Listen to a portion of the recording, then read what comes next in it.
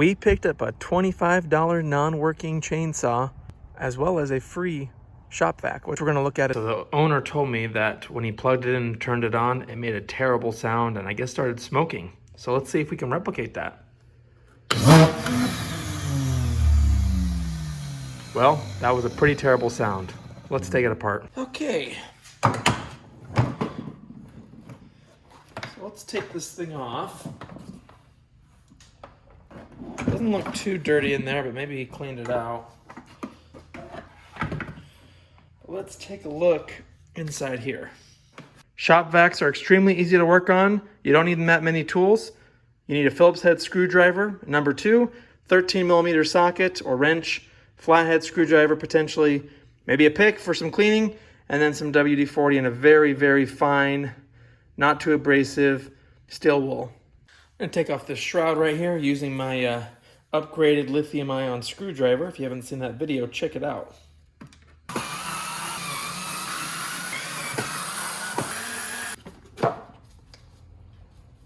There's a 13mm nut.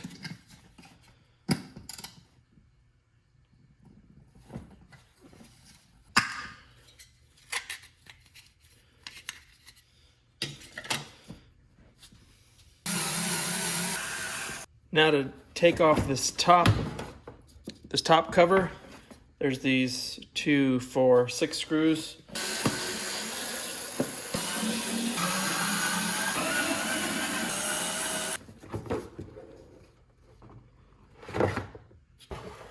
I'll just disconnect this here.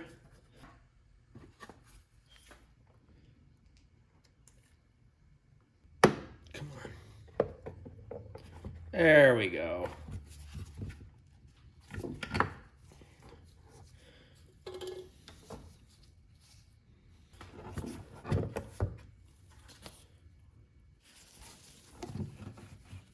Looks like there was some water that just kind of sat in here. And the fan here on top looks like it's damaged, so I don't know if something fell in here, but maybe we should take this apart just to see how everything looks. This one seems, that one was kind of, this one seems stuck, but let's kind of dig in more.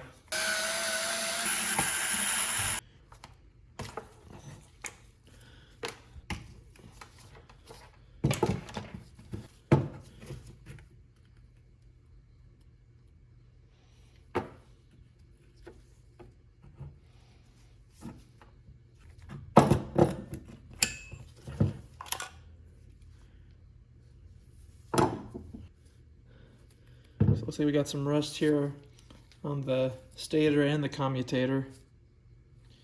So then I'm going to check to see if there's any. Looks like we have something right there. That should not be there.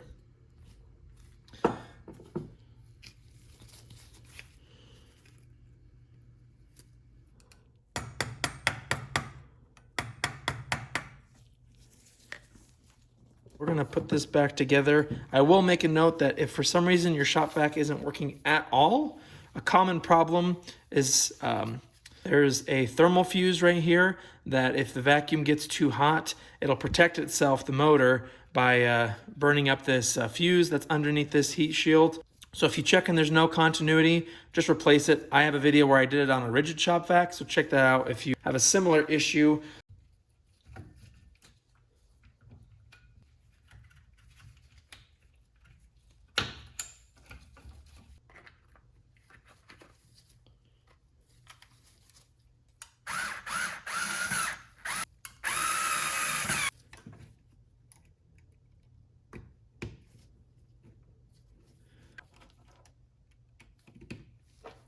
Okay.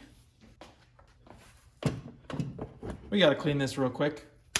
There we go. Now we'll drop this in. Get it lined up.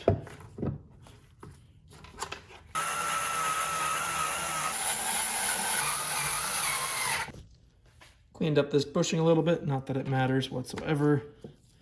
That sits there. We can put the 2 black wires here. Those are good and tight. Then we feed our wires in here.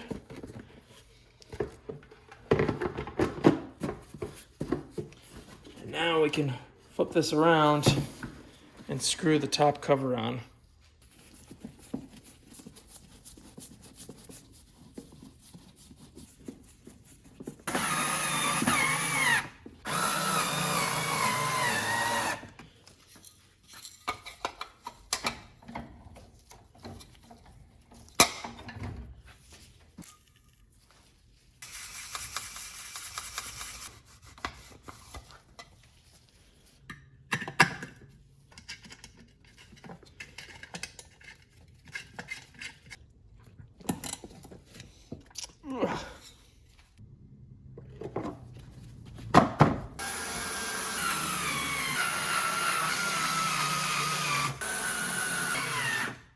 So this is where the filter would stick on, and then there'd be a nut on here, which obviously was neglected.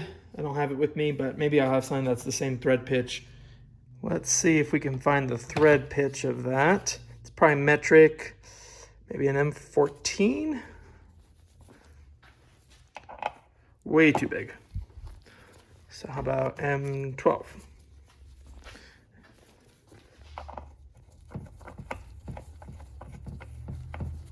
I think that's the winner.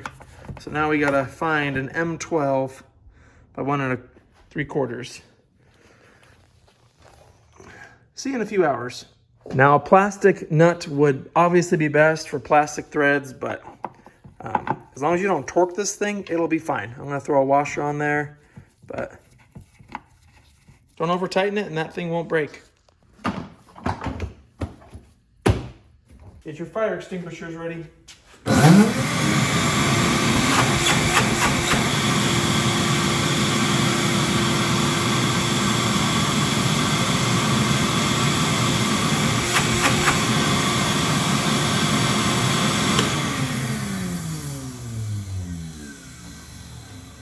Works great.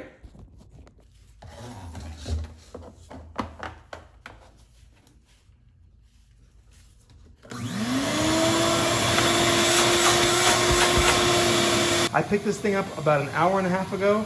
It went from not running, making terrible sounds, to perfectly functional.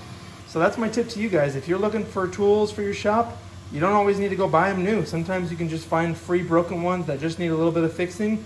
And just like that, you get a $60 to $100 shop vac for free and a little bit of your time. Thanks for watching. All the tools will be linked in the description that I use for this, and I'll see you in the next one.